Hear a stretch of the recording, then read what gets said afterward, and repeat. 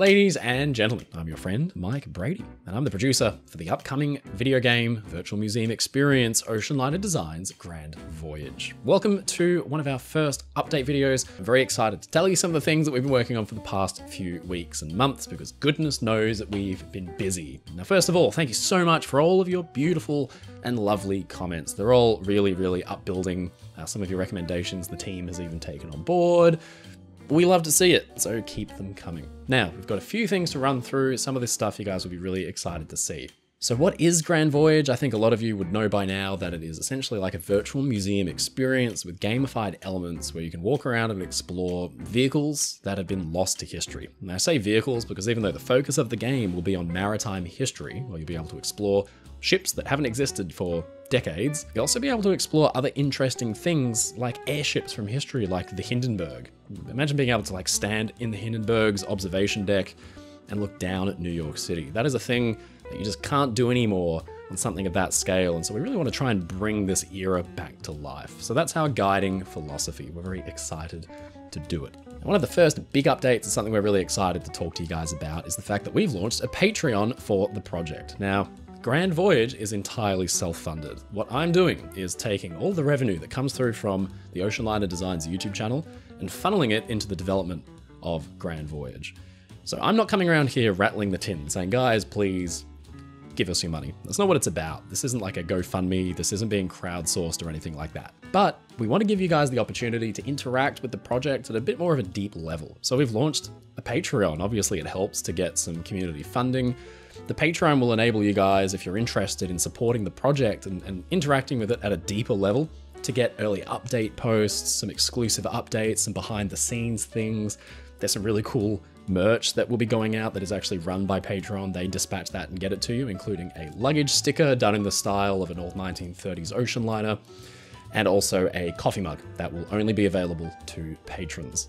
The other huge perk is for the two upper tiers of the patron scheme, you will actually get access to early release, and we're also planning on implementing a beta testing program so that patrons of Grand Voyage will be able to test the product in a closed beta before anyone else does.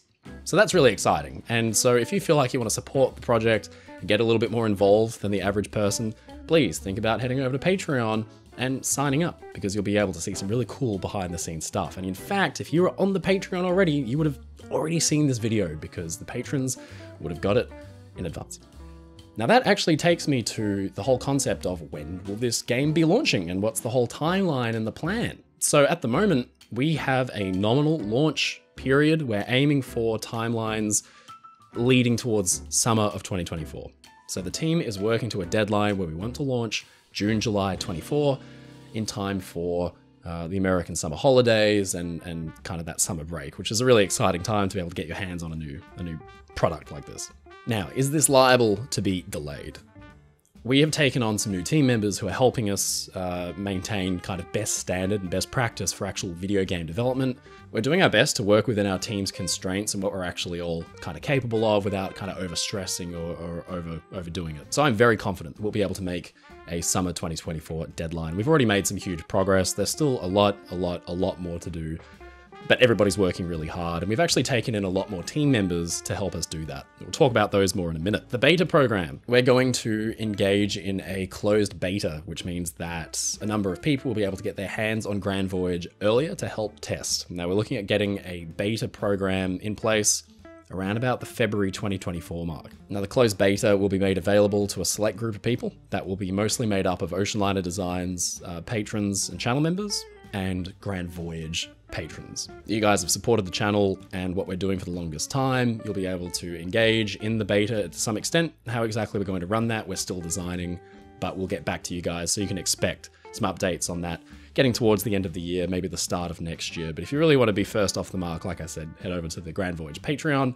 and you'll be in the running to be getting your hands on the project first before anyone else. So what have we been up to? Well, we've taken in a number of new teammates, and they're actually working on different things. We're going to go through these kind of one at a time, all these big updates and the things that we're working on, because I'm really excited to talk about them and kind of can introduce these teammates through the work that they're doing. Now, one of the first things that we've been doing is actually visually upgrading our models. So we've got a pretty comprehensive 3D and texturing and artistic team working at the moment to take the models of the vehicles that we have planned for launch.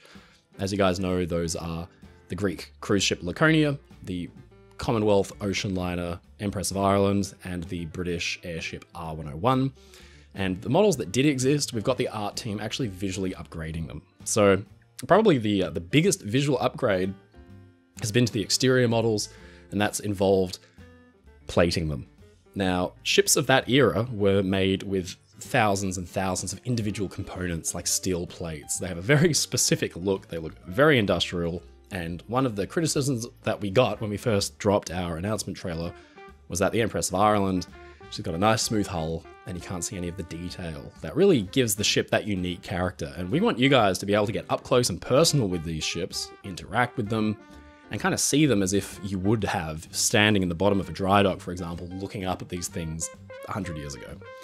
So it's very important to have the exteriors as detailed as possible, and I'm very excited to say that we have enlisted and recruited an extremely talented 3D modeler named Matteo. Matteo has been going around and adding plating to the exterior of our ships. The plating is unbelievably complicated, and I say that from experience because I have drawn these ships in the past, I'm familiar with the way these things were put together, and I couldn't barely get my head around it drawing in the 2D space. So how Matt is able to just kind of get this together in 3D is beyond me, but he's done a beautiful job of bringing the Empress of Ireland's characteristic hull plating to life, and it looks hyper realistic. I can't even begin to tell you guys, and he's going to be lending that skill to virtually every ship. He's also going to be building ships on his own from scratch, including some of the ones that we'll be releasing post-launch. So it is absolutely gorgeous to look at. We're very excited to have Matt helping the team out and putting together some of this gorgeous, gorgeous modeling. It adds a lot to the ships. Another huge visual change has come from Lucas. Lucas is the 3D modeler who actually made the two ships that we'll have in launch. He made the whole model of both of these ships back. Laconia, I think, was November last year for a documentary that I was working on, and the Empress of Ireland was in about April of this year. And both of these models were originally intended for videos, so they didn't need to be too detailed. They just needed to kind of be passable. They were never intended for a game. And the Empress of Ireland was detailed enough that was actually the inspiration to even work on this project when we were animating it for the documentary that we did back in May. The interiors and the exterior spaces looked so good, we thought, hey, why don't we actually make an experience where you can walk around this space? The Laconia was a different story. Laconia was done a little while ago.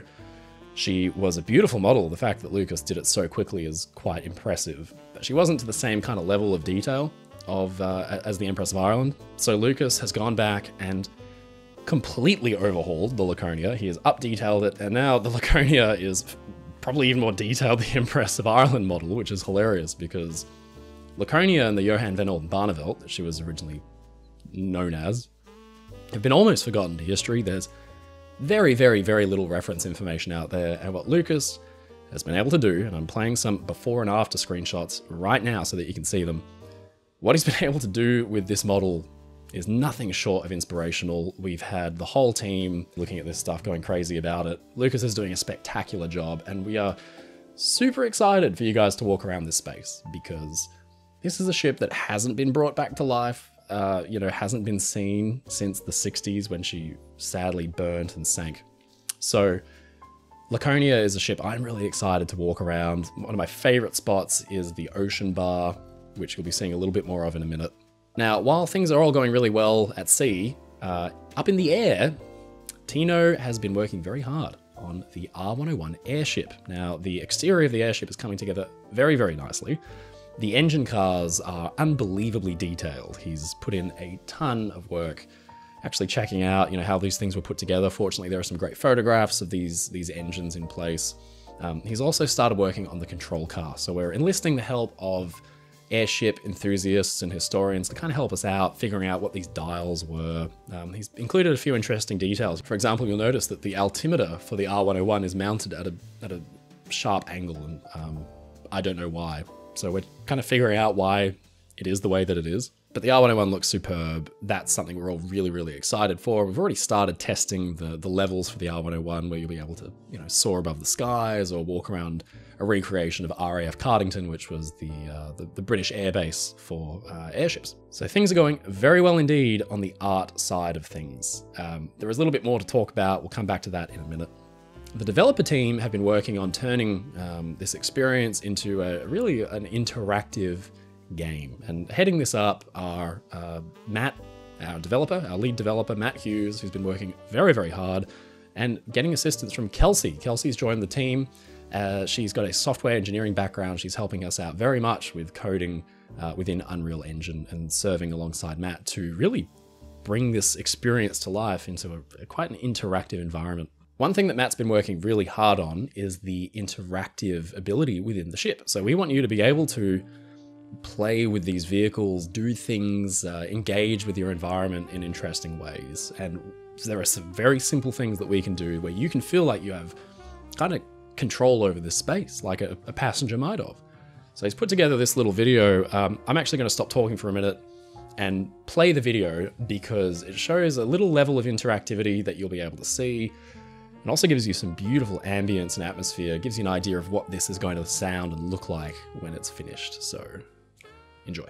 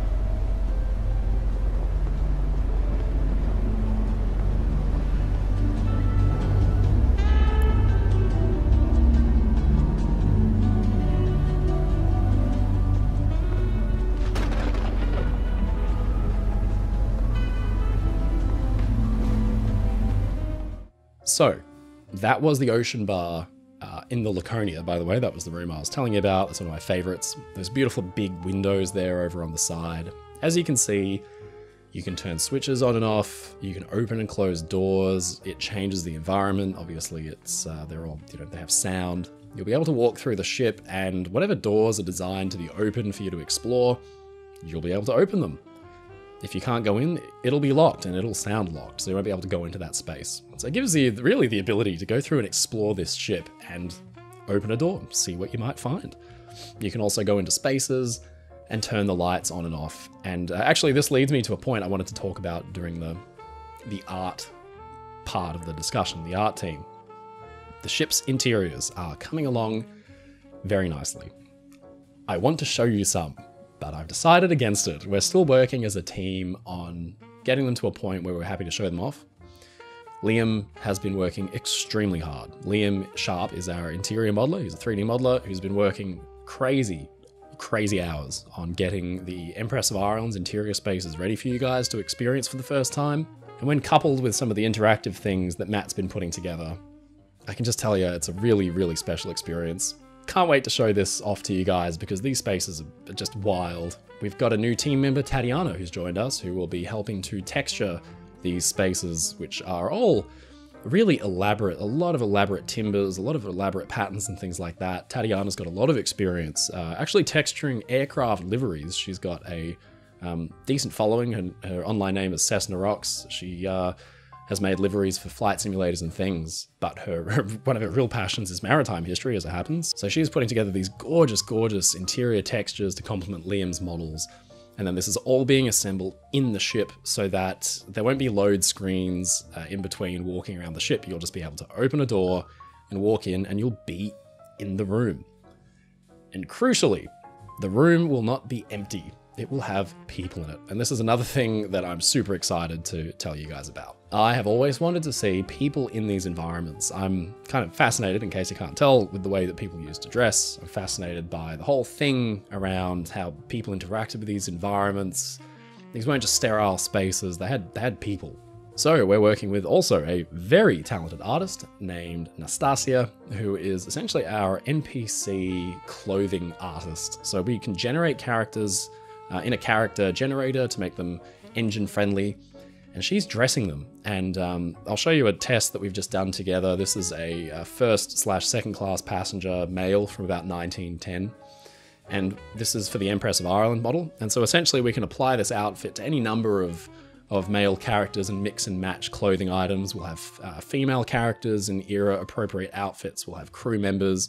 And what Kelsey is working on at the moment is figuring out how these people can walk around and interact with their space and make it seem as if this ship is inhabited by people. You'll see passengers sitting on deck chairs, reading, looking out to sea, couples kind of aimlessly walking around the promenade decks, maybe crew members painting and fixing things up. So the ship will feel alive, which I'm very excited for. Also helping us out is Ellie. Ellie joined our team as a quality assurance analyst, and essentially what a QA person does is help us through the testing process and kind of like bug fixing process. Now Ellie's got quite a good bit of experience bringing video games to completion, working in industry with some big players, and she's helping us out a lot with more of that industry best practice stuff, but she'll be helping us design a fairly comprehensive testing process so that by the time you guys get this game, hopefully by summer next year, it will be a very polished, finished piece of work that is at a base level, very well put together, very optimized, thanks to Kelsey and Matt's efforts. So as you can see, we are all very busy. We're keeping it going. I'm going to try and keep an update video coming once every month or so in the lead up to Christmas time and getting towards the beta in February. Keep an eye out on our socials. We now have an Instagram, which I'll flash up. We've got a Facebook page. We have our Patreon. If you want early access stuff, if you want exclusive updates, we'll have wallpapers and desktop backgrounds and things. Go and sign up to the Patreon and you can see this stuff before anybody else. One last little thing. We are looking for new team members. We're always trying to get this project moving faster and faster and getting the team all working together. And as we work together, we discover that we actually need a couple extra things. At the moment, what we would really appreciate is somebody to help us out in two areas. The first is we need somebody to help us taking models that are made in various different formats and then bringing them into Unreal Engine. So if you have experience importing models into Unreal Engine, optimizing them, getting to a point where they can actually be dropped into a project and used straight off the bat. We're talking materials, we're talking shaders, we're talking mesh, all that kind of stuff. Please reach out to us. There is a link on our website where you can apply, or just email me directly. I'll include that on the screen now. So we're looking for an engine assistant to essentially help us importing. The second team member who we're looking to help out is an interior modeler.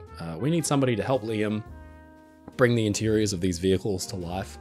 We want somebody, if you've got any kind of interior design or interior modeling background and you want to help out on the project, we'd love to see what you can do. Again, a lot of these interiors are quite detail oriented. If you've got experience 3D modeling, any interior spaces like it, please reach out to me again and we can have a chat. It'd be fantastic to see if you can help us out. So we'll keep working away. We're very excited to show you more. This has been a bit of a short update video. Has it been short? No, I've been talking for 22 minutes. Okay, I thought that was 10 minutes. Keep your comments coming, please. We'd love to hear from you guys. Go and check out the Patreon and keep an eye out for more updates. I'll try and get a video out over the next month or so. Until then, thank you so much for your support. Stay safe, stay happy, and I'll see you again next time.